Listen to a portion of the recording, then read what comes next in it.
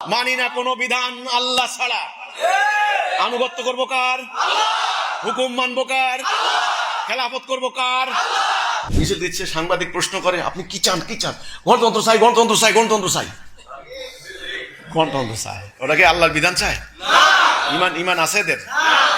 একদিন আল্লাহ রসুল এক সাহাবিকে দেখে কানলেন, চোখের পানি ধরে রাখতে পারলেন না। বলছে ওই অমুককে দেখো, সে খুশবু লাগাইতো ইরান থেকে আসতো, তার জব্বা আসতো মিশর থেকে আসতো, আজকে সে নেংটি পরে হাঁটে।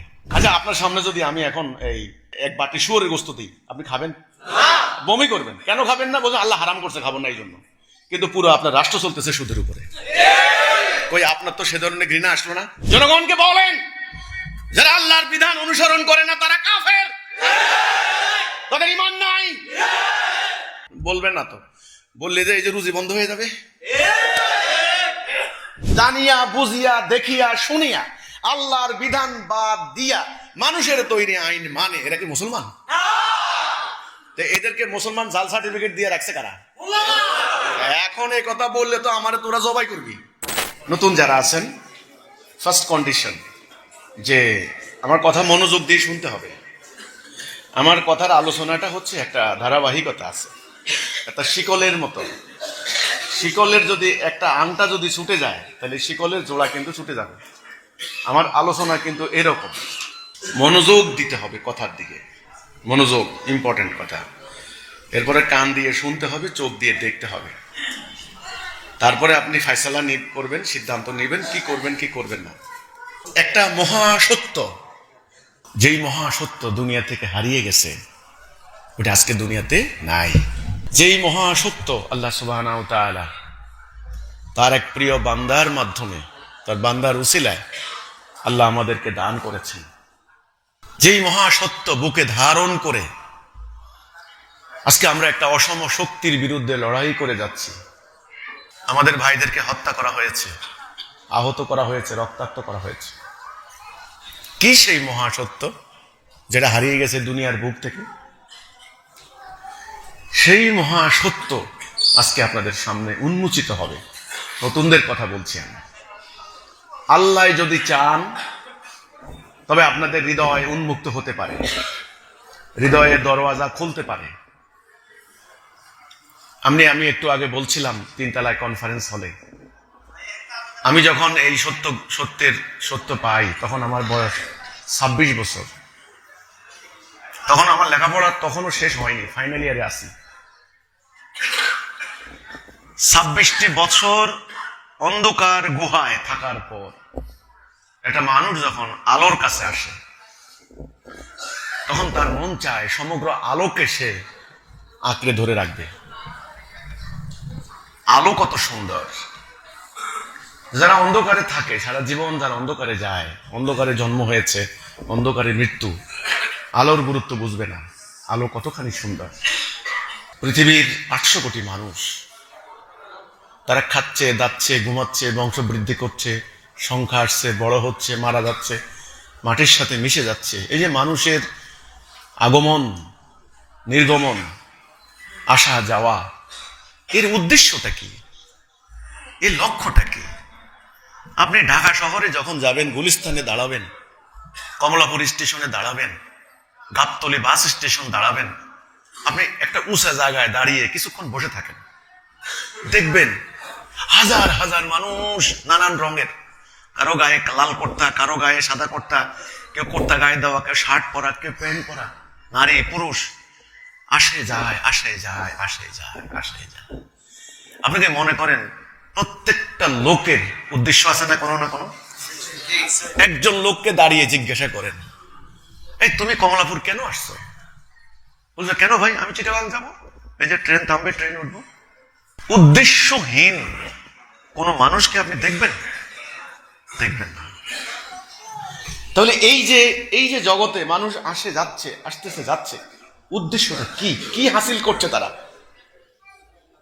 আমরা কি দেখছি? আমরা দেখছি মানুষগুলি নামাজ পড়ে, আমরা মুসলমানরা নামাজ পড়ে, মৌলানা মুন্সির ওয়াজ মাহফিল শুনে, ওই হিন্দুদের সমাজে যান, ইন্ডিয়াতে যান, সেখানে দেখবেন তারা পুরোহিত ঠাকুরের মন্ত্র শুনে, তিলক চন্দন লাগিয়ে তারা মন্দিরে যাচ্ছে, মন্ত্র পাঠ করছে চোখ বন্ধ করে, গীতা পাঠ করছে। আমরা মুসলমানরা কোরআন পাঠ করছি, আত্মার একটা প্রশান্তি। আপনার ওয়েস্টার্ন কান্ট্রিগুলোতে যান, সেখানে দেখবেন গির্জাতে সেখানে প্রার্থনা করতেছে যিশুর, জানেন তো? হ্যাঁ, প্রার্থনা করতেছে। আর কি করছে মানুষ? চাকরি করছে, ব্যবসা করছে, ছোট বাচ্চা কিশোর হচ্ছে, কিশোর থেকে তরুণ হচ্ছে, তরুণ থেকে বুড়া হয়ে যাচ্ছে। এই যে জীবনের বৃত্ত, জীবনের সাইকেল চলছে, আসলে উদ্দেশ্যটা কি জীবনের? আজ পর্যন্ত কেউ আপনাদেরকে তথ্যটা বলেছে? কেন আসলাম, কোথা থেকে আসলাম? কেন আসলাম, কোথা থেকে আসলাম? এখানে আমার কি কাজ? তিনটা প্রশ্ন। কেন আমি আসলাম, কোথা থেকে আসলাম, এখানে আমার কি কাজ? এটাই যদি আমি হাসিল করতে না পারি, তাহলে আমার আসা যাওয়া সম্পূর্ণটাই ব্যর্থ। আপনি টাকা খরচ করে গেলেন ঢাকা, যাত্রাবাড়ি দিয়ে ঢুকলেন, এত কষ্ট করি, এত ঠেলাঠেলি করি, সায়দাবাদ দিয়ে ওই ইয়েতে আপনার হলো গাবতলি দিয়ে ঘুরে উত্তরা দিয়ে আবার চলে আসলেন। দিন শেষ হয়ে গেল, সকালে রওনা দিলেন, সূর্য অস্ত হয়ে গেল। জিজ্ঞাসা করলেন কেন গেলা এত ঠেলাঠেলি ধাক্কা ধাক্কি করে? কি জানি কি জন্য গেলাম যেন। এই উত্তর দিবেন? নো। আমার মতো সাধারণ গুনাহগার মানুষ, আমাদের মতো, এরকম আমার মতো আরো আছে হাজার হাজার, আমরা জানতাম না জীবনের এই অতি গুরুত্বপূর্ণ প্রশ্নের উত্তর। জানা ছিল না, ভিতরে জানা ছিল না। ছোটবেলায় অনেক ওয়াজ মাহফিল শুনেছি, অনেক মৌলানা মৌলবীর বক্তব্য শুনেছি, বর্তমানে ইউটিউব তো সমানে আছে, কোথাও কিন্তু এই উত্তর নাই। আজকে আপনাদের সামনে আমি চেষ্টা করব উত্তরটা দান করতে। আল্লাহ সুবহানাহু ওয়া তাআলা আমাদেরকে সৃষ্টি করেছেন। এই আসমান, জমিন, গ্রহ, নক্ষত্র, বৃক্ষরাজি, তরুলতা যা কিছু দেখতে পাচ্ছেন, তিনি সৃষ্টি করেছেন একজন স্রষ্টা আল্লাহ। এমনি এমনি সৃষ্টি হয় নাই, তিনি একটা মহাপরিকল্পনার অংশ হিসেবে তিনি সৃষ্টি করেছেন। তিনি এরাদা করলেন, তিনি এমন একটা সৃষ্টি করবেন যার ভিতরে তার রূহ থাকবে। তিনি সমস্ত ফেরেশতাদেরকে ডাক দিলেন, ডাক দিয়া বললেন ওয়াইযা ক্বালা রাব্বুকা লিল মালাইকাতি ইন্নী জাইলুন ফিল আরদি খলিফা। এটা হলো সূরা বাকারা 30 নম্বর আয়াত। ঘটনা কিন্তু শুরু। আল্লাহ সমস্ত ফেরেশতাদেরকে ডাকলেন, ডেকে বললেন আমি আমার খলিফা বানাবো, তোমরা কি বলো? শব্দটা হচ্ছে খলিফা। শব্দটা কি? কার খলিফা? কোথায়? জমিনে। জমিনে, ফিল আর্থ। শব্দটা ফিল আর্থ, ইংরেজিতে বলে দিস আর্থ। আর্থ, এই দুনিয়াতে, এই দুনিয়াতে আমি আমার খলিফা বানাবো। তাহলে কি বানাবেন? খলিফা। কে বানাবেন? আল্লাহ। কোথায় বানাবেন? জমিনে। এখনো কিন্তু বানানো হয় নাই, মাত্র আলোচনা চলছে। কার সাথে? মালায়েকদের সাথে একটা আলোচনা চলছে। মহা গুরুত্বপূর্ণ সিদ্ধান্ত কিন্তু। আরে বলে না কেউ কেউ যে এই সিদ্ধান্ত হবে জাতীয় সিদ্ধান্ত, মহা গুরুত্বপূর্ণ ডিসিশন। কোরআন আমাদেরকে তথ্য দিচ্ছে। তখন ফেরেশতারা বলল, মালায়েকরা বলল, ফেরেশতা মানে মালায়েক, কথাটা কিন্তু বুঝতে হবে আরবিতে আর একটু ফার্সিতে। আপনি এমন কিছু বানাবেন এরা তো দুনিয়াতে ফাসাদ করবে, সাফাকুদ্দিমা করবে। ফাসাদ ওয়া সাফাকুদ্দিমা মানে কি? অন্যায়, অবিচার, যুদ্ধ, রক্তপাত এগুলি করবে ওরা। ফেরেশতারা বলে নাই যে তারা নামাজ পড়বে না, রোজা রাখবে না, হজ করবে না, কিচ্ছু বলে নাই। তখন আল্লাহ বললেন আমি জানি তোমরা জানো না। তিনি বানালেন মাটি, ঠনঠনা মাটি, আঠালোযুক্ত মাটি, যেটা আল্লাহ বলছেন সলসলিন কাল ফাক্খার। আঠালোযুক্ত মাটি, ঠনঠনা মাটি বানালেন আদমকে। বানানোর পর আল্লাহ বললেন ওয়ানাফাখতু ফীহি মির রূহি, আমার থেকে যখন এর ভিতরে রূহ ফুঁকে দিব, সবাই মিলে সেজদা করবে। সবাই কারা? ফেরেশতারা। ফাসাজিদুনি, সবাই সেজদা করবে ইল্লা ইবলিস, ইবলিস ব্যতীত। আবা ওয়াস্তাকবারা ওয়া কানা মিনাল কাফিরিন, সে কাফের হয়ে গেল, অহংকার করলো, অতঃপর কাফের হয়ে গেল। এখন ঘটনা হলো সবাই যখন সেজদা করলো, একটা সত্তা সেজদা করলো না, তার নাম ইবলিস। তার নাম কি? ইবলিস। ইবলিসকে কিন্তু ভাই জানতে হবে, ইবলিসকে ভুললে চলবে না। ইবলিসের ষড়যন্ত্র কতখানি, এটা কিন্তু মারাত্মক। তাকে কি পাওয়ার দেওয়া হয়েছে, সে কেন, এটা কিন্তু বুঝতে হবে। তোমাদের মধ্যে দেখবো অনেকে সিনেমা দেখো, খালি নায়ককে নিয়ে পছন্দ করো, ভিলেন ছাড়া নায়ক হইতে পারতো নাকি? ভিলেন যত মজবুত, নায়কও তত হেভি হয়। তো ভিলেন কিন্তু ইবলিস। মনে রাখতে হবে কিন্তু, তবে তোমরা নায়ক হইতে পারবা যদি ভিলেন না চিনো। ভিলেনের সঙ্গে লড়াই যত মজবুত করতে পারবা তত বড় হিরো হইতে পারবা, নাইলে তোমার হিরোগিরির দাম কি নিয়ে? তুমি তো সিনেমার অন্যান্য প্লেয়ারের মতো সাধারণ একটা প্লেয়ার মাত্র, তখনই তো সে হিরো হয়ে গেল, একটা ঘুষিতে সব আউট। কথাটা বুঝছো কিনা ব্যাপারটা? এই জন্য সে হিরো, সে নায়ক। আর বাপরে বাপ, এই জন্য এরাও যারা সিনেমা মেকিং করে তারাও খুব ওরকম ভাবে বডি বিল্ডার একটা নায়ক বানায়, দেখতে শুনতে এরকম বানায়। এগুলো একটা এলিগরিক্যাল ব্যাপার স্যাপার, রূপক অর্থ। নায়কটা কিন্তু ওই রকমই সুন্দর হইতে হবে, বড় হইতে হবে। বোটলা বাটলা হয় না কিন্তু নায়কদের, কোনোদিন হয় না। খুব সাহসী হয়, খুব অন্যরকম হয়, কারণ সে ওই যে ভিলেনকে পরাজিত করবে, সে তার সে জ্ঞান আছে, সে শক্তি আছে, সে সাহস আছে, এই জন্য তো সে নায়ক নাকি? তাহলে সিনেমাতে ভিলেন না থাকলে কি নায়ক হয় কোনোদিন? শুনছেন কোনোদিন? আসলে পুরোটা জীবনের পুরোটা ঘটনা আপনি যদি 3 ঘন্টা সেলুলয়েডে একত্রিত করেন, বিশাল একটা ঘটনা কিন্তু, কাহিনী মিলে যাবে শেষ পর্যন্ত। এই মিলানোটাই আমাদের কাজ। তখন আপনি বুঝতে পারবেন আপনার কি কাজ। আল্লাহ বানালেন, রূহ ফুঁকে দিলেন, সবাই সেজদা করলো, ইবলিস সেজদা করলো না। আল্লাহ ইবলিসকে ডাকলেন, ওকে সেজদা করলি না কেন? ইবলিস বলে ও হচ্ছে মাটি, আমি হচ্ছে আগুন। আল্লাহ বললেন অহংকার, অহংকার করে এখানে থাকতে পারবে না, এখান থেকে বাইরে যাও। আমরা বলি আউযু বিল্লাহি মিনাশ শাইতানির রাজিম, রাজিম মানে বিতাড়িত, আউট। তখন ইবলিস আল্লাহকে চ্যালেঞ্জ দিয়ে বলে, আল্লাহ, যে আদমের কারণে তুমি আমাকে বের করে দিলা, আমি প্রমাণ দেব ও তোমার পথে থাকবে না। চ্যালেঞ্জ দিল, তোমার অধিকাংশ বান্দাকে আমি নিয়ে যাব। আল্লাহ বললেন যা, তোকে আমি সুযোগ দিলাম।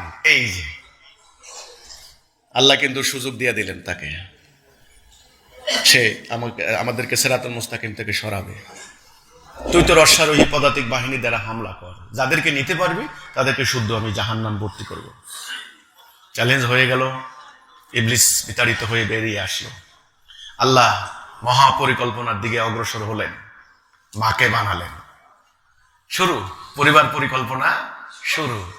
আমাদের দুনিয়াতে আসার পটভূমি, আমাদের দুনিয়াতে আসার মা না হলে তো আমরা আইতে পারতাম না। শুরু এই মহাপ্রভু মাস্টার প্ল্যান, মহাপরিকল্পনাবিদ, পরিকল্পনা স্টার্ট। মাকে বানালেন, মাকে বানিয়ে এবার আল্লাহ বললেন আদমকে, আদম ইয়া আদম উসকুন আনতা যাওজুকাল জান্নাত ফাকুলা মিনহা রাগাদাও হাইসু শিতুমা ওয়ালা তাকুরাবা হাযিহিশ শাজারাতা ফাতাকুনা মিনাজ জালিমিন। আদম, তুমি আর তোমার বউ এই দুইজন এই জান্নাতে থাকো, একটা নিষেধ ওই গাছের নিকট যাবে না। নিষেধাজ্ঞা দিয়ে দিলেন আল্লাহ, এটাও মহাপরিকল্পনার অংশ। কিন্তু শয়তান ওনাদেরকে ভুলিয়ে দিলেন, ওনারা গেলেন। যাওয়ার পরে কি হলো? কোরআন বলছে ওনাদের লজ্জাস্থান অনাবৃত হয়ে পড়লো।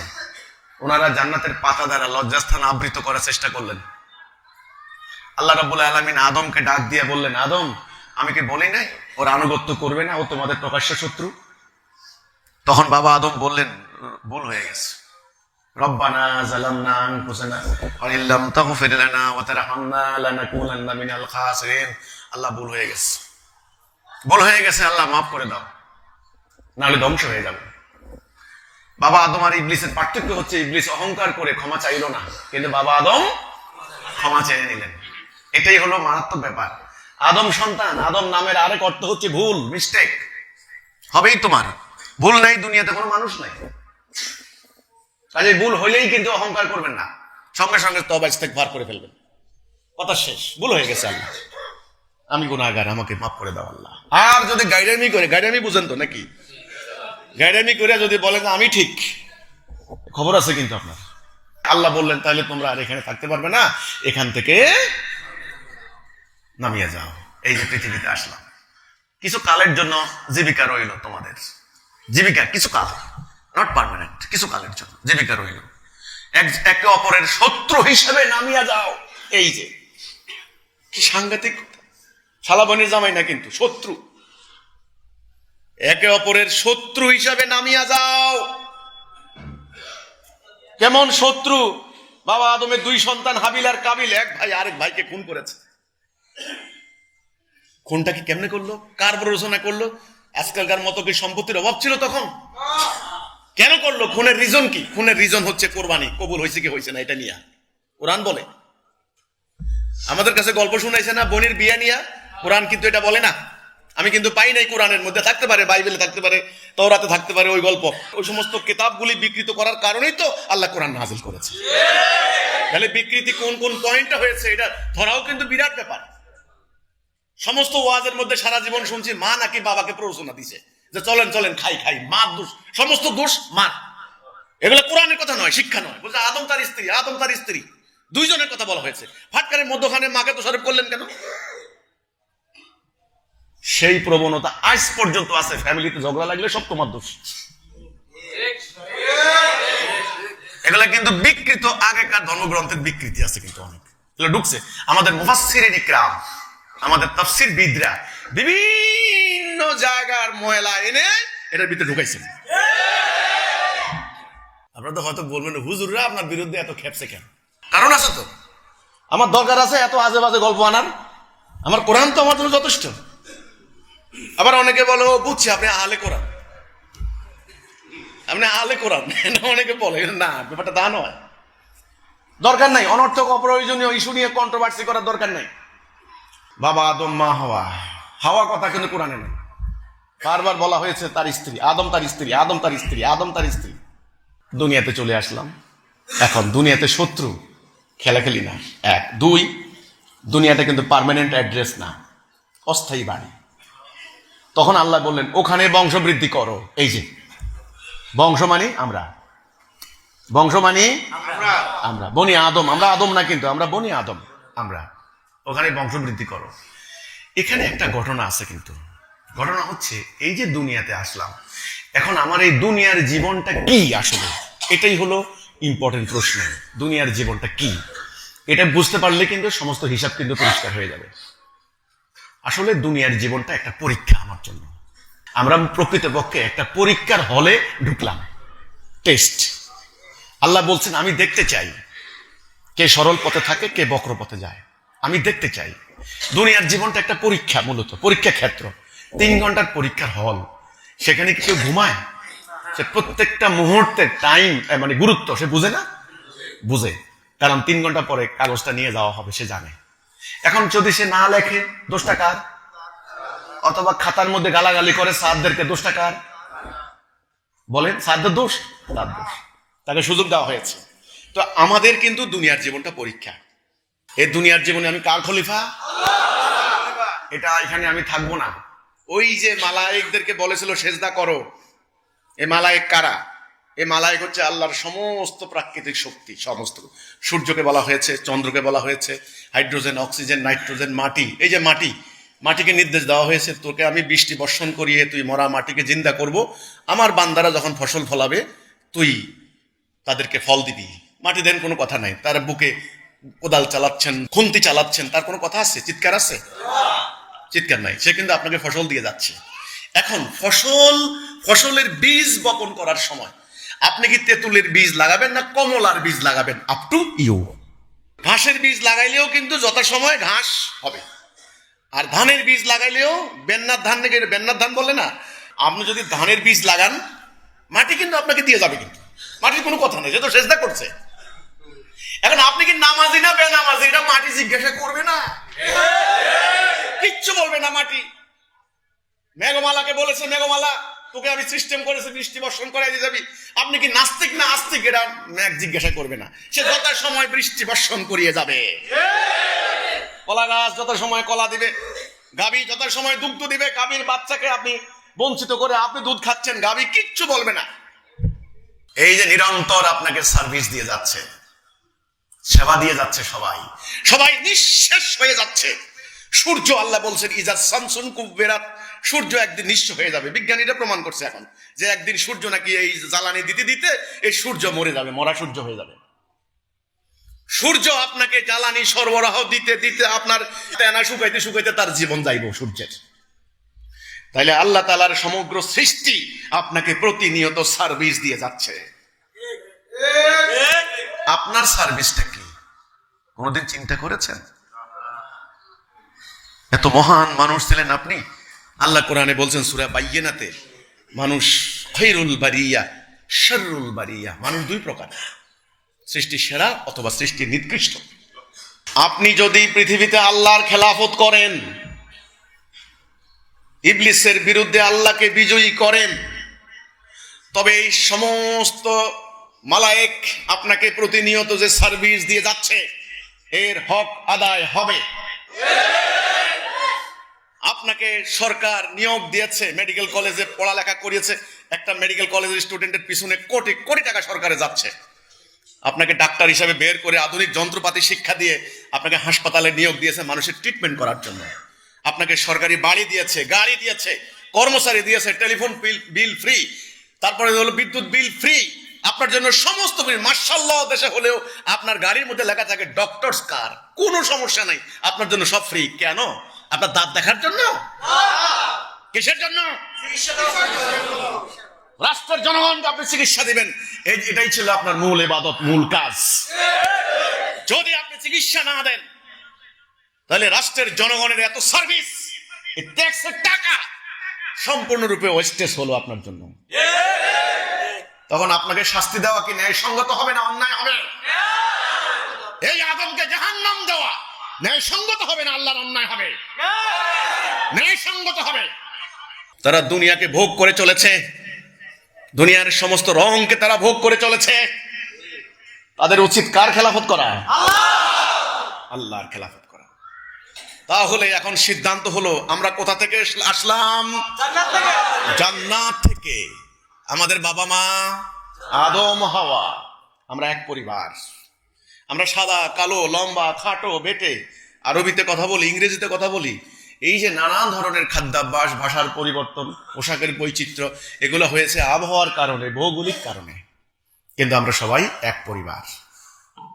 একথা পুরো মানব জাতিকে এখন মনে করিয়ে দিতে হবে, কোরআনের ধারকরা সেটা মনে করিয়ে দিতে হবে। ইবলিস কিন্তু ওটা ভুলাই দিবে, ইবলিস ভুলাই দিবে। আর নবী রাসূলদেরকে দিয়ে আল্লাহ পাঠিয়ে পাঠিয়ে, শুধু রাসূল মানে রিসালাত থেকে, রাসূল যিনি রিসালাত নিয়ে আসেন, বার্তা। কি বার্তা? এ মানুষ, তোমাদের রব একজন, তোমরা আল্লাহর খলিফা, তোমরা ভাই ভাই, তোমরা মারামারি করো না। এই বার্তা, তোমরা আল্লাহর আনুগত্য করো, আল্লাহর দাসত্ব করো, আল্লাহর হুকুম মানো। তাহলে এখন বলেন, আমার প্রশ্ন, আমরা কোথায় ছিলাম? কি উদ্দেশ্যে আমরা আসলাম? আল্লাহর খলিফা হিসেবে, আল্লাহর খেলাফত করার জন্য। আমরা যেন আল্লাহর খেলাফত করতে না পারি, আমাদের শত্রুকে সৃষ্টি করেছেন কে? আল্লাহ। শত্রুকে আমি মধ্যখানে। এখন আমার সামনে দুটি পথ, ডাইন বাম, মানে আল্লাহর হুকুম, ইবলিসের হুকুম, আল্লাহর বিধান, ইবলিসের বিধান। আমি কোনটা মানবো? এটা আমার স্বাধীনতা। এই স্বাধীনতার কারণেই পরীক্ষাটা। এই স্বাধীন ইচ্ছা শক্তি পাইয়া যদি আমি আল্লাহকে অস্বীকার করি, আমি হলাম কাফের। আর যদি আমি ইবলিসকে অস্বীকার করে আল্লাহকে ধারণ করি, তবে হব মুমিন। রাস্তা কয়টা? এই রাস্তার নাম সিরাতাল মুস্তাকিম, এই রাস্তার নাম দলালা। মানুষও দুই প্রকার, এই রাস্তা যারা থাকবে তারা মুমিন, এই রাস্তা যারা থাকবে তারা কাফের। এই মুমিনদের ওয়ালি আল্লাহ, এই কাফেরদের অভিভাবক ইবলিস, তাগুত। আইনও দুই প্রকার, বিধানও দুই প্রকার। আল্লাহর বিধান, মানুষের তৈরি বিধান। এবং রাস্তার শেষ মাথাও দুইটা, এই রাস্তার শেষ মাথা জান্নাত, এই রাস্তার শেষ মাথা জাহান্নাম। এখন আপনারা বলেন, এই যে আদম সন্তানের মধ্যে এই যে এত মারামারি, খুনাখুনি, যুদ্ধ, রক্তপাত, দুর্বলের উপর সবলের অত্যাচার, জুলুম, নারীদের উপর নির্যাতন, সুদ, ঘুষ, রাহাজানি, এই যে এত অপরাজনীতি, ধান্দাবাজি এই যে হচ্ছে, কারণটা কি? মানুষ আল্লাহর খেলাফত বাদ দিয়েছে। পুরো মানব জাতি এখন ডান দিকে আছে নাকি বাম দিকে আছে? মানুষ কি আল্লাহর আনুগত্য করছে না ইবলিসের আনুগত্য করছে? যতদিন মানুষ আল্লাহর আনুগত্যে ফিরে না আসবে, সিরাতুল মুস্তাকিমে প্রত্যাবর্তন না করবে, হেদায়েতে না আসবে, বর্তমানের মতো এইভাবে দলালাতে থাকবে, ততদিন পর্যন্ত মানুষের রক্তারক্তি, যুদ্ধ, হানাহানি বন্ধ করতে কেউ পারবে না। জাতিসংঘও পারবে না, কোন সরকার পারবে না। যত বিপ্লব করেন লাভ নাই, হবে না। আরো অন্যায় হবে, আরো জুলুম হবে, আরো গুনাগুনি হবে। এই হানাহানি বন্ধ করতে হলে, এই অশান্তি বন্ধ করতে হলে আমাদেরকে একটা সিদ্ধান্ত নিতে হবে আজকে।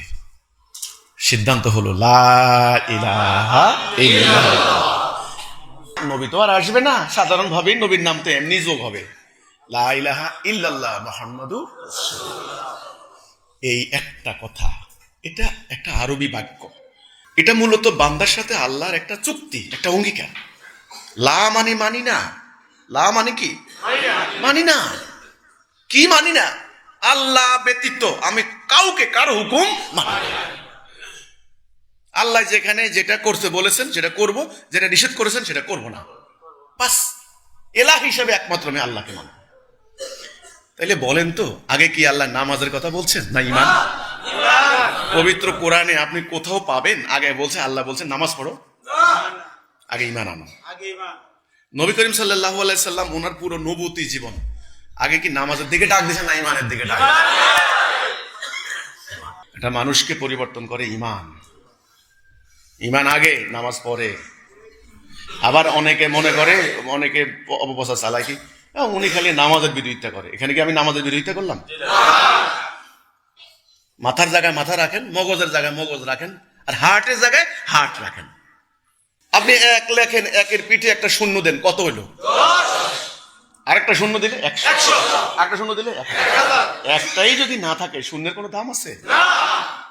শূন্য ধরেন, এই নামাজ, রোজা, হজ, যাকাত যত আমল করেন, আগে তো এক দিবেন, আগে ঈমান। এই যে ইসলামের বুনিয়াদ কয়টা? আগে কি নামাজ না আগে ঈমান? লা ইলাহা ইল্লাল্লাহ মুহাম্মাদুর রাসূলুল্লাহ, এটা এক নাম্বার। এই যে আমাদের মাথার উপর দিয়ে কলেমা, এটার নাম কলেমাতুত তাইয়্যিবা, কলেমাতুত তাওহীদ, পবিত্র বাক্য। এক আল্লাহ, আল্লাহ তুমি ছাড়া আমি কারো আনুগত্য করব না, কারো বিধান। সেখানে আজকে মুসলমানরা কার বিধান মানে? যারা জানিয়া বুঝিয়া শুনিয়া, জানিয়া বুঝিয়া দেখিয়া শুনিয়া আল্লাহর বিধান বাদ দিয়া মানুষের তৈরি আইন মানে, এরা কি মুসলমান? এদেরকে মুসলমান জাল সার্টিফিকেট দিয়ে রাখছে কারা? এখন এই কথা বললে তো আমারে তোরা জবাই করবি। এখানেই আমার আপত্তি, আপনারা এদেরকে জাল সার্টিফিকেট দিয়ে রাখছেন। এরা যা, এদেরকে তাই বলেন, এরা বাঁচবে, আপনিও বাঁচবেন। জাল সার্টিফিকেট দিলে সময় মতো আটকা পড়ে যাবে। কারণ আল্লাহ রাব্বুল আলামিন এমন একটা স্ক্যানার বসায় রাখছেন, ওখানে জাল টাকা ধরা যায় এক মুহূর্তের মধ্যে, পার হইতে পারবেন না। ধোঁকাবাজির কি লাভ? জনগণকে বলেন, যারা আল্লাহর বিধান অনুসরণ করে না তারা কাফের, তাদের ঈমান নাই, তারা জাহান্নামী। জনগণকে বলেন, জনগণকে বলতে হবে, সত্য কথাটা বলতে হবে। বলবেন না তো, বললে যে এই যে রুজি বন্ধ হয়ে যাবে। এখন আপনারা কি করবেন? জনগণ কি বলবেন কি বলবেন না? মায়ের জন্য রেডি হন, বলেন আর মায়ের কেন আমার মতো, নাইলে এই গ্রামে আমারে মারে এরকম হিম্মত কারো ছিল না ইনশাআল্লাহ। কিন্তু মাইরটা খাইলাম আমি, এ কথাটাই বলেছি, আমি আর কিচ্ছু বলি নাই। কেউ বলেন, জিজ্ঞাসা করেন আমার গ্রামে হাইটে হাইটা, যে আমার এলাকাতে আমাদেরকে বলে নুরুল হক মেম্বরের ছেলে, আমাদের দেশে হোলা, হোলা কয়, হোলা বুঝেন তো? হোলা, ফুট ফুট ফুট। বড় হিসাবে বড় মিয়া কয় অনেকে। আপনি জিজ্ঞাসা করে দেখেন যে বড় মিয়া কোন দোকানে কোনোদিন বাকি খাইছে কারো কাছ থেকে? কোনো টাকা পাইবা তোমরা? জিজ্ঞাসা করেন, জায়গা জমি তো আল্লাহ যা দিয়েছে, জিজ্ঞাসা করেন যে কিছু পাইবা কিনা তাদের কাছে। তাহলে এই লোকটার বাড়িতে হামলা করলে কেন তোমরা বারবার? এই লোকটা তোমাদের কি ক্ষতি করছে? জিজ্ঞাসা করেন খালি। ক্ষতি একটা, আমি বলেছি তোমাদের ঈমান নাই। ইতিহাসে পড়েছি, আমার নবী, নবী করিম সাল্লাল্লাহু আলাইহি সাল্লাম, আখেরি নবী হযরত মুহাম্মদ মুস্তাফা সাল্লাল্লাহু আলাইহি ওয়াসাল্লাম, তিনি এই ঈমানের ঘোষণা দেওয়ার কারণে ওই মক্কার ওই কাফেরগুলি ওনার উপরে যা করেছে, আজকে আপনার উপরে এরা তাই করবে। মক্কার ওই কাফেররা কি নামাজ পড়তো না? হজ করতো না? করতো। কারণ এই কাবা ঘর তো আগে থেকেই ছিল। হজ করতো, খাতনা করতো, নামাজ পড়তো। কাফের হলো কেন? তারা আল্লাহর বিধান মানার জন্য প্রস্তুত ছিল না। তাদের কথা হলো আমাদের বাপ দাদা যেভাবে গেছে আমরা সেভাবে যাব। বাপ দাদা 14 পুরুষ যেমনি গেছে অমনি যাবো। আমরা কি মোহাম্মদের কথা শুনবো নাকি? এ কথা বলে নাই ওরা? আমাদের বাপ দাদা 14 পুরুষ তো ব্রিটিশ আমলে মানে গোলামি করে গেছে, আমরা কি করবেন তাদের গোলামি? ভাইরে এই যে কইলে এখন না, এত সোজা না রে ভাই, এত সোজা না রে ভাই, এত সোজা না রে ভাই, ভালো করে বুঝে নিও। এখন আমার কথা হচ্ছে আমরা সিদ্ধান্ত নেব। আমরা আশা করি আমরা পরিষ্কার হয়ে গেলাম। আজকে মানব জাতির মধ্যে হানাহানি, যুদ্ধ, রক্তপাত, এর মূল কারণ মানুষ আল্লাহর খেলাফত বাদ দিয়েছে। মানুষের এর ধারণাও নাই। মানুষ মনে করে নামাজ পড়লেই জান্নাত চলে যাবে। আবার যাই দেখেন হিন্দুদেরকে জিজ্ঞাসা, ওরা মনে করছে যে ঠাকুরকে খাওয়াইয়া খালি পূজা করলে স্বর্গে চলে যাবো গা। হ্যাঁ, জিজ্ঞাসা করবেন, দেখবেন আপনার বাবার কি নাম, শুরুতেই বলবে স্বর্গবাসী পিতা। স্বর্গে আমাদের দেশে হান্দাই গেছে, স্বর্গে ঢুকে গেছে আর কি। কিন্তু আল্লাহ রাসূল বললেন, মান কালা লা ইলাহা ইল্লাল্লাহ ফাদাখালাল জান্নাহ। হান্দাইতে হইলে লা ইলাহা ইল্লাল্লাহ মানে হলো ফাদাখালা, দাখিল হওয়া, অর্থাৎ প্রবেশ করা। নোয়াখালী বলে হান্দাই যাওয়ার কথাটা বুঝছেন কিনা ব্যাপারটা? তাহলে সবাই বিশ্বাস করে। আর আমাদের এখানে বিভিন্ন জেলা থেকে লোক আসছে তো, নোয়াখালীর দু একটা ভাষা শুনলে মজা পায়, এই জন্য বলছি। মানে জান্নাতে যেতে হলে একটা মাত্র অঙ্গীকার, লা ইলাহা ইল্লাল্লাহ। এটার এতটাই গুরুত্ব, আবু যর থেকে বর্ণিত হাদিস। এই কথাটা যখন রাসূল বললেন, তখন হযরত আবু যর রাদিয়াল্লাহু তাআলা আনহু, রাসূলুল্লাহর বিখ্যাত সাহাবী, জানেন তো, খুব জলিল কত সাহাবী। উনি আবু যর থেকে বর্ণিত অনেক হাদিস আছে কিন্তু, এবং এটা মুত্তাফাকুন আলাইহি অনেক হাদিস আছে, বুখারী ও মুসলিমেও আছে। হাদিসের বিশুদ্ধতার মানদণ্ডে এগুলা কিন্তু গুরুত্বপূর্ণ হাদিস। তো উনি প্রশ্ন করছেন রাসূলকে, ইয়া রাসূলুল্লাহ, ও যদি চুরি করে? দেখেন রাসূল বলছেন, চুরি করলেও, ব্যভিচার করে, ব্যভিচার করলেও সে জান্নাতি। তখন 3 টাইমস হযরত আবু যর গিফারি প্রশ্ন করছেন রাসূলকে। রাসূল বলছেন, আবু যর, তোমার নাক কাইটা দিলেও সে জান্নাত যাবে, অথবা আবু যহরের নাক মাটিতে ঘষে দিলেও জান্নাত যাবে। লা ইলাহা ইল্লাল্লাহর গুরুত্ব এতখানি কেন, আমার প্রশ্ন।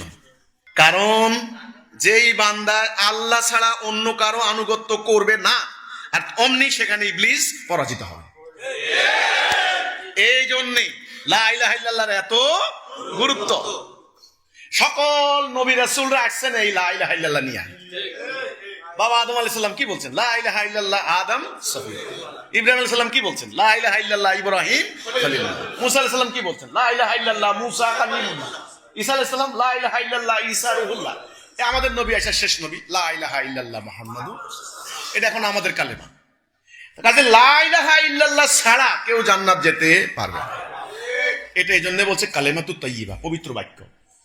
এটা এমন একটা বৃক্ষের সঙ্গে তুলনা করা হয়েছে যার আসমানের সমস্ত বিস্তৃত তার শাখা প্রশাখা, এমন তার শিকড় সমস্ত জমিন বিস্তৃত, এত মজবুত। এটা ভাঙবার নয়, এই হাতল কেউ ভাঙবার নয়, ভাঙতে পারবে না কেউ। শুধুমাত্র লা ইলাহা ইল্লাল্লাহ আপনাকে জান্নাতে নিয়ে যাবে। 33 মাঠ, 5 মাঠ। এরপরে আপনি নামাজ পড়েন, এরপরে আপনি রোজা রাখেন, এরপরে আপনি হজ করেন, সব ঠিক হয়ে যাবে। এখন আপনার হাত আছে, পা আছে, চোখ আছে, মাথা আছে, কিন্তু প্রাণ নাই। এই হাত থাকার লাভ আছে? আছে কিনা? প্রাণ নাই। প্রাণ মানে আসল লাইফ, জীবন, ওটাই নাই, মরা না।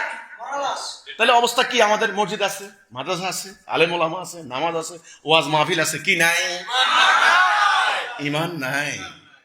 যেই কারণে 200 কোটি মুসলমান আজকে মাত্র কয়েক লক্ষ ইহুদির হাতে মাইর খাচ্ছে। এই অবস্থায় কি আমাদের জীবন যাবে? এই দলালাতে চলতে চলতে কি জাহান্নাম যাব?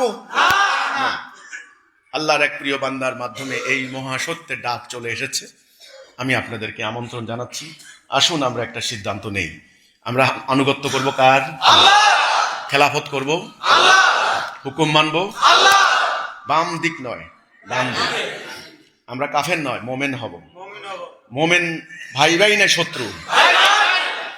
মোমেনের জাতি কয়টা? মোমেনের প্রভু কয়জন? আর মোমেনের সংবিধান কি হয়? মোমেনের সমাজে শান্তি, আর ওদের সমাজে হবে অশান্তি। মোমেনের সমাজে মানুষ দরজা খুলে ঘুমাবে, কোনো চুরি হবে না। একা একটা মেয়ে মানুষ হেঁটে যাবে রাতের অন্ধকারে, কোনো ভয় নাই।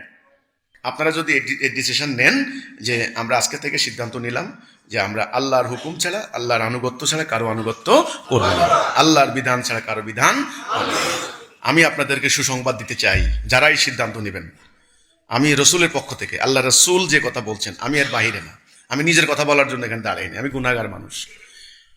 আমি আপনাদেরকে বলতে চাই, যারা এই সিদ্ধান্ত নেবেন যে আমার মৃত্যু পর্যন্ত নো কম্প্রোমাইজ, আমি আল্লাহর বিধান ছাড়া কারো বিধান মানব না, এই সিদ্ধান্ত যারা নেবে তাদের সমস্ত গুনাহ মাফ, তারা জান্নাতি, তারা মুমিন।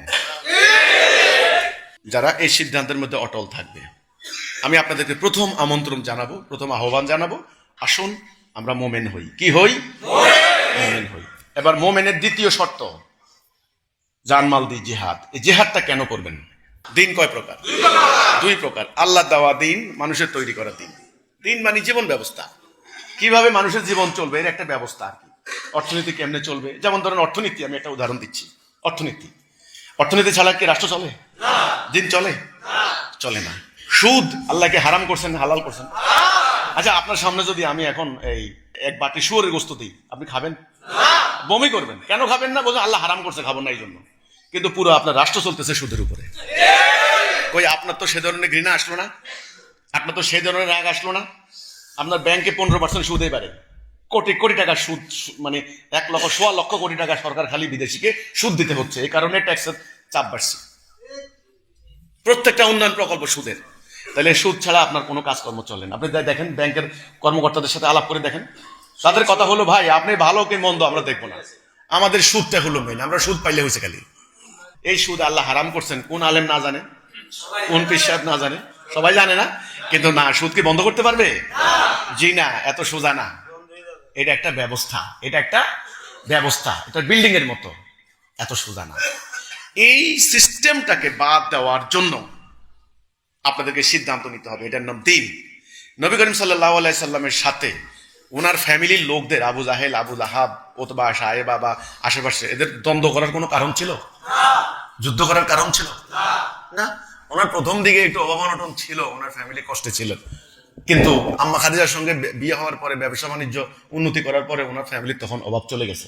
অভাব নাই, আর অভাব নাই। কারণ তখন প্রমাণ কি, ওই যে স্বাস্থ্য ভাই আলী আর আকিল, ওই দুইজনকে বলছেন চাচার কাছে যে ওদেরকে আমার কাছে দিয়ে দেন, আমি ওদেরকে খাওয়াই, লালন পালন করি, কারণ সংসার তো অভাবই সংসার।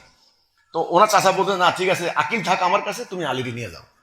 তার বোঝা গেল যে অভাব অনটন তখন আর ততদিনে নাই। তাহলে উনি কেন যুদ্ধ করতে গেলেন খামাখা? মান সম্মান কম ছিল ওনার? কেন করতে গেলেন? এই যে দিন, আল্লাহ যে ওনাকে দায়িত্ব দিয়েছিলেন, আমি তোমাকে মনোনীত করেছি আমার রাসূল।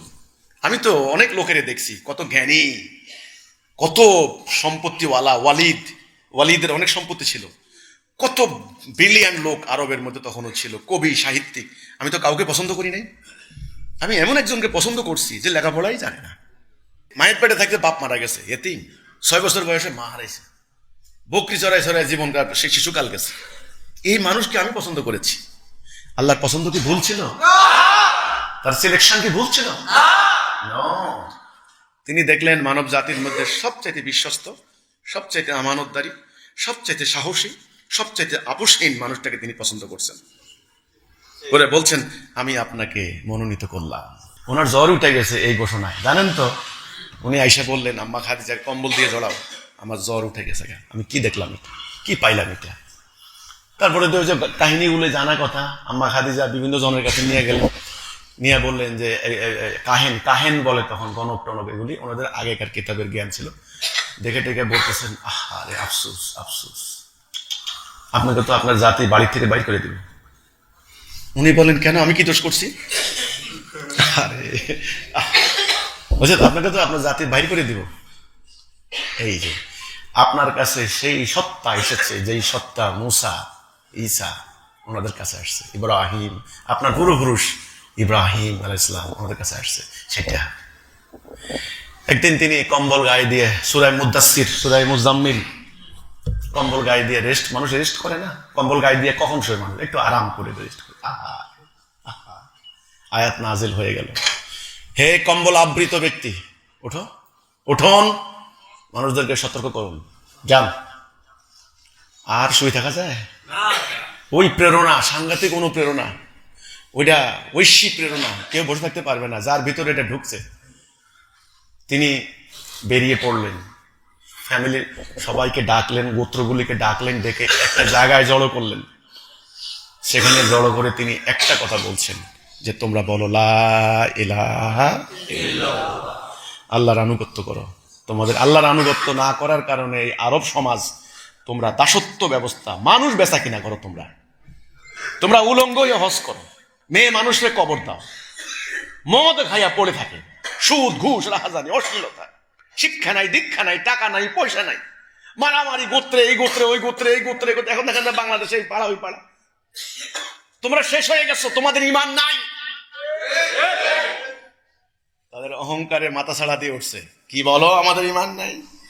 আমরা এত খুব যত্ন করে হজ করি আর তুমি কো আমার ঈমান নাই বলে। সেই ঘটনা আপনারা জানেন। তারপরে আন্দোলন শুরু হয়ে গেল। সেই আন্দোলন 23 বছর চললো। 23 বছরের জিন্দিগিতে তিনি 78টা যুদ্ধ করলেন। কয়টা যুদ্ধ করলেন? 78। আপনার জীবনে কয়টা করছেন? নিয়ত তো নাই, নিয়ত তো নাই। কেমনে নিয়ত থাকবে? ওই যে শিখাই দিছে আত্মার বিরুদ্ধে জেহাদ, বড় জেহাদ। নিয়ত তো নাই। কোনোদিন তো কেউ বলে নাই যে যোদ্ধা নবীর উম্মত যোদ্ধা হইতে হয়। গাছে লতা পাতা খাইলেন, পেটে পাথর বাঁধলেন, নিজের আপন চাচার কলজা খাইল কাফেররা, হিন্দা টুকরে টুকরে হয়ে গেল।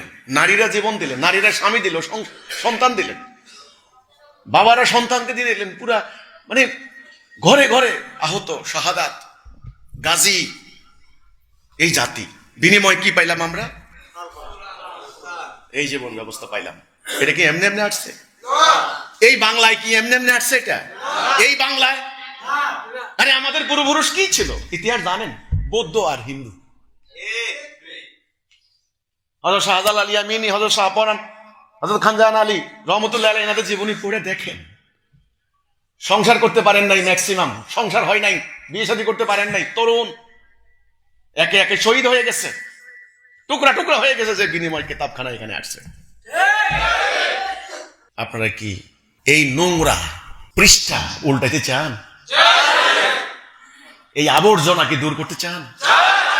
এই শিরক, কুফর, এই দালালা, এই অবাধ্যতা, এই জুলুম কি বন্ধ করতে চান? যদি চান সত্যিকার অর্থে মানুষ শ্রেষ্ঠ হোক, মানবতা প্রতিষ্ঠা হোক, মনুষ্যত্ব বিকশিত হোক, মানুষের আত্মা প্রকাশিত হোক, মানুষের সমাজ আলোকিত হোক, যদি সত্যিকার অর্থে চান, তবে সর্বপ্রথম আপনাদেরকে ঈমান আনতে হবে। আমার প্রথম ডাক ঈমানের ডাক, প্রথম ডাক তাওহীদের ডাক। যারা ঈমান আনবেন, খালেস নিয়তে ঈমান আনতে হবে। দুনিয়ার কোনো আশা করা যাবে না। আমি কোনো নির্বাচন করতে দাঁড়াই নাই, আগামীতে ইলেকশনে আমারে ভোট দিবেন, নো। ওই লাইন বাদ দিছি জীবনের বহু আগে। আমি কোনো পীর ফকির না যে আমাকে গরু বকরি দিয়ে যাবেন, আমি জাহাজে বলে আপনার জান্নাত নিয়ে যাব। জান্নাত আমার বাপ দাদার কেনা সম্পত্তি না, যে ওখানে টুকরা টুকরা করে প্লট দিয়ে আইসে আমি আপনাকে দিয়ে দিব লেখা। জি না, আপনি মোমেন হবেন, আল্লাহ আপনাকে জান্নাত দিবেন। জান্নাত আল্লাহর, আল্লাহর স্পেশাল ভাবে জান্নাতের নিয়ামত সাজায় রাখছেন মোমেনের জন্য, মোমেনের জন্য। কাজে প্রথম ঈমান আনবেন। ঈমানের কোনো উদ্দেশ্য থাকবে না, শুধু আল্লাহকে বিজয়ী করা, ইবলিসের বিরুদ্ধে আল্লাহকে বিজয়ী করা। এটার জন্য জানমাল দিতে হবে। সারা জীবন তো দেখে আইছেন খালি টাকা নেয়, খালি টাকা কামাই করে। এবার শিখেন দিতে হবে, শিখেন দিতে হবে। সাহাবীরা দিতে দিতে ফকির হয়ে গেছে। একদিন আল্লাহ রাসূল এক সাহাবীকে দেখে কানলেন, চোখের পানি ধরে রাখতে পারলেন না। বলছে ওই অমুককে দেখো, এই যে যাচ্ছে না, সে খুশবু লাগাইতো, ইরান থেকে আসতো, তার জব্বা আসতো মিশর থেকে আসতো, আজকে সে নেংটি পরে হাঁটে। এই হয়ে গেছে, নিঃস্ব হয়ে গেছে, সোজা কথা, সম্পদশালী ফকির হয়ে গেছে। আর আমাদের তো মাশাআল্লাহ, যিনি যত বড় হুজুর তত আল্লাহ আল্লাহ করে আল্লাহ আল্লাহ দিয়েছে। একেবারে উল্টা। আমার কথা বলে ওনারা বলে আমি ওনার সমালোচনা করি না, আল্লাহ রাসূলের ইসলামের ঠিক উল্টা হয়ে গেছে। আপনারা কি ঈমান আনবেন? ওকে, যদি ঈমান আনেন, ঈমানের উদ্দেশ্য কি হবে? আল্লাহর দ্বীনকে, আল্লাহর দ্বীন প্রতিষ্ঠা ছাড়া আসলে শান্তি আসবে না। আল্লাহর দ্বীন প্রতিষ্ঠা করার একটা নির্দিষ্ট তরিকা আছে, 5 দফা কর্মসূচি আমার খুতবার মধ্যে আজকে আছে। সেটা হলো ঐক্য। ঐক্য 1 নাম্বার। এদিকে 1 নাম্বারটা ঈমান না, তারপরে নামাজ মানে সালাহ, যাকাত, হজ, সাওম। আর এই প্রতিষ্ঠার 1 নাম্বারটা কি? প্রতিষ্ঠা করতে, যদি আপনি প্রতিষ্ঠা করার নিয়ত করেন, কোরআনে আল্লাহ বলছেন আকিমুদ্দিন, দিন প্রতিষ্ঠা করো। এই কথাটা কি কারো কাছে আছে? কেউ বলে আকিমুদ্দিন? না, খালি নামাজ পড়, নামাজ পড়। নামাজ তোরে জান্নাতে নিয়ে যাবো গা, কিন্তু দিন প্রতিষ্ঠা করতে হবে। আকিমুদ্দিন, ইকামতে দিন, এটা কি বলে কেউ? ওরা সব গণতন্ত্র প্রতিষ্ঠা করে, দেখবেন বিশাল মিছিল, যদ্দূর চোখ যায়, গামছা বাঁধে কোমরের মধ্যে, জ্যাকেট খুলে ফেলাইছে, কোটটা খুলে ফেলাইছে, মিছিল দিচ্ছে। সাংবাদিক প্রশ্ন করে, আপনি কি চান, কি চান? গণতন্ত্র চাই, গণতন্ত্র চাই, গণতন্ত্র চাই, গণতন্ত্র চাই। ওরা কি আল্লাহর বিধান চায়? ইমান, ইমান আছে এদের? কর্মসূচি কয়টা? 1 নাম্বার ঐক্য, ঐক্যবদ্ধ হইতে হবে। আপনি আলাদা পারবেন না, আপনি আমি সবাই মিলে ঐক্যবদ্ধ, সীসা গলানো প্রাচীরের নেই ঐক্য। 2 নাম্বার ডিসিপ্লিন, 3 নাম্বার আনুগত্য, 4 নাম্বার হিজরত, 5 নাম্বার জানমাল দি জেহাদ। জেহাদ না করলে মোমেনে হইতে পারবেন না, শেষ। মোমেন হইতে হইলে জেহাদ করতে হবে, জানমাল দিয়ে। জেহাদ করতে হইলে ঐক্যবদ্ধ হইতে হবে, একদম সবাই মিলে একটা জাতি হবে, এবং ডিসিপ্লিন শিখতে হবে, আনুগত্য করতে হবে, আমিরের আনুগত্য। আতিউল্লাহ আতিউর রাসূল আউলিল আমরি মিনকুম, তোমাদের মধ্যে যিনি আমির হবেন আমিরের আনুগত্য করতে হবে, আনুগত্য ছাড়া চলবে না। ওই যে পদ নিয়ে চেয়ার মারামারি দেখেন না, এগুলি এখানে চলে না, হারাম, এখন সিস্টেম নাই। স্বার্থ যেখানে নাই চেয়ার মারামারি সেখানে হয় নাকি? তাহলে আনুগত্য, আল্লাহ, রাসূল, আমির। হিজরত, হিজরত মানে আলাদা হওয়া। যারা তাওহীদে নাই তাদের সাথে ইবাদত বন্দেগী চলবে না, এটাই কঠিন। এই যে বয়স্ক মানুষগুলো বসে আছেন না, প্রত্যেক গ্রাম থেকে আসছেন, খালেকের বাপ মালিকের বাপ, মসজিদে যায়, এখন এখান থেকে যায় যদি বলে তোকে ইমান নাই আমি যাবো না, খালেকের বাপের জীবন থাকবো? তো খালেকের বাপ বাঁচবেন না, কিন্তু মরতে হবে। আমি আপনাকে মরার অপশন দিলাম, আপনি কি বিষ খাইয়া মরবেন না গুলি খাইয়া মরবেন, আপ টু ইউ, কিন্তু মরতে হবে। আপনাকে যদি কেউ মরার অপশন দেয় যে তোমাকে, তুমি বাঁচতে পারবা না, মরতে হবে তোমাকে, হয় বিষ খাবা নাকি মাথায় গুলি করবা, কোনটা করবা? তুমি মরো, তুমি করো, বাঁচতে পারবেন না। তো মরণ যেহেতু আছে দুনিয়াতে, রাসূলের সাহাবীরা যেভাবে মরতে চাইছেন এভাবে কোনোদিন মরতে চাইছিলেন? খালি ওসিয়ত করে যান, নাতিপুতি করে ডাইকা আর আব্বার কবরের লগে কবর দিছে। আরে সাহাবীরা তো এটা কইতো না। আপনি কইতে, আপনি খালি খালি আশা করেন কি ওই বাড়ির দরজায় কবর দিস, দেখেন তোরা আইতে যাইতে আমারে দেখস। আপনি কি জানেন সাহাবীরা এই কথা বলতো না? না, সাহাবীরা বলতো আমাকে রণাঙ্গনে নিয়ে যাবে, যে রণাঙ্গনে সাহাবীরা শহীদ হবেন আমি যেন সেখানে মারা যাই। হাসরের দিন আল্লাহ রাসূলের সাহাবীরা যে ময়দান থেকে উঠবেন আমি যেন সেখান থেকে উঠি। আমি বলবো আল্লাহ রাব্বুল আলামিন, আমার যুদ্ধ আমার কিসমতে হয় নাই, কিন্তু যেই ময়দানে তোমার মোমেনরা যুদ্ধ করেছে সেই ময়দান থেকে আমি উঠেছি। আল্লাহ, সাহাবীদের দোয়া ছিল এটা। আর আপনার দোয়া হচ্ছে কি দাদার কবরের পাশে দিস, দাদার লগে ঘুমানো তো শখকে, রণাঙ্গনে ঘুমানো যায় না? ঘুম কিসের? মোমেন তো ঘুমাবে না। শহীদ তো জীবিত, শহীদ তো মরে না। মরতে চান কেন? আল্লাহ বলেন জীবন্ত হও, আপনি খালি মরতে চান। 40 বছর বয়স না হইতে খালি দাড়ি পাকায় করে বলেছে বুঝো না বয়স হয়ে গেছে গা। আমার বয়সের অর্ধেক কথা বল, বুঝো না বয়স হয়ে গেছে গা। আর মিয়া সোজা হয়ে দাঁড়ান মিয়া, ভাবে সাবে ইশারা ইঙ্গিতে নিজেরা স্থবির, অনড়, অথর্ব, দুর্বল, বুড়া, মরা একটা ভাব ধরছে আর কি মুসলমানরা। এখন কি বাঁচতে চান নাকি মরতে চান? আসেন বাঁচার লড়াই, আসেন মুক্তির লড়াই। জীবন দেব, জীবন আল্লাহ দিবেন, আমি না।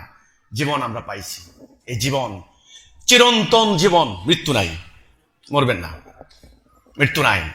এটা জান্নাতের জীবন, এক জান্নাতের জীবন যেটাকে বলে স্বর্গীয় জীবন বলে বুঝে মানুষ। এটা মুক্তির পথ, হেদায়েতের পথ। আসেন আল্লাহ দিন প্রতিষ্ঠা করি। দিন প্রতিষ্ঠা সাহাবীরা যেভাবে করেছেন সেভাবে, সেটার জন্য 5 দফা কর্মসূচি। আলহামদুলিল্লাহ আমরা সেটা পেয়ে গেছি। ঠিক আছে, দিন প্রতিষ্ঠা করবেন নাকি?